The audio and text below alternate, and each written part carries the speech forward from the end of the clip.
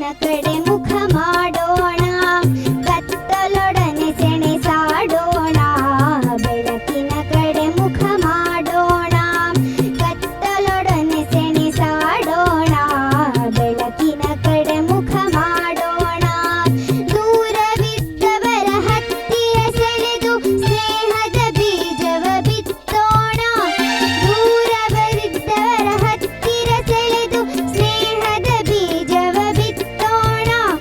ಮಾನವ ಲೋಕದ ಕ್ಷಿತಿಜವ ಮೀರಿ ಎತ್ತರ ಶಿಖರವ ಹತ್ತೋಣ. ಮಾನವ ಲೋಕದ ಕ್ಷಿತಿಜವ ಮೀರಿ ಎತ್ತರ ಶಿಖರವ ಹತ್ತೋಣ. ಬೆಳಕಿನ ಕಡೆ